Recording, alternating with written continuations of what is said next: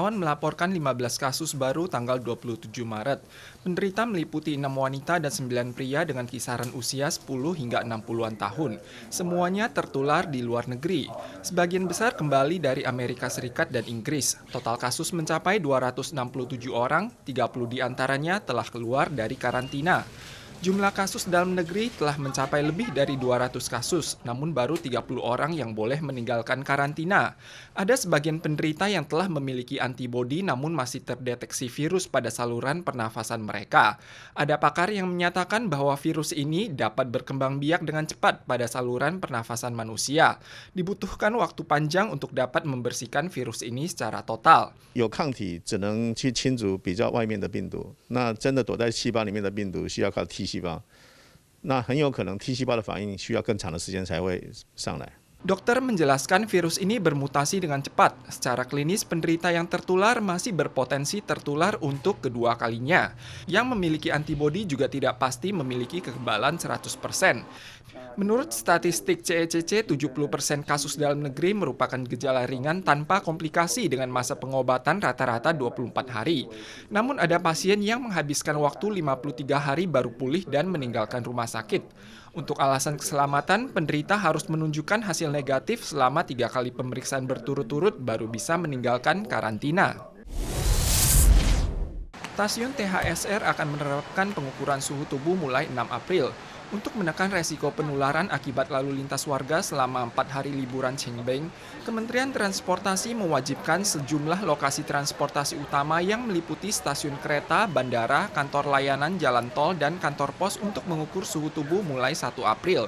Bagi yang suhu tubuhnya mencapai 37,5 derajat Celcius selama 2 kali dalam 1 hari tidak boleh naik kendaraan umum atau memasuki ke lokasi layanan dan kantor yang padat pengunjung. Chonghua Post juga ikut ambil bagian dalam upaya pengukuran suhu tubuh. Yang menderita demam tidak boleh masuk. 2 pekan mendatang merupakan masa kritis pandemi COVID-19. Untuk mengantisipasi arus warga saat liburan Qingming mendatang, warga diimbau mengenakan masker saat naik transportasi umum. Amerika mencatat lebih dari 100 kasus baru dalam 1 hari beberapa waktu lalu. Kasus baru dalam 1 hari melampaui 17.000 orang dengan total 85.000 kasus, menjadi negara dengan jumlah kasus terbanyak di dunia.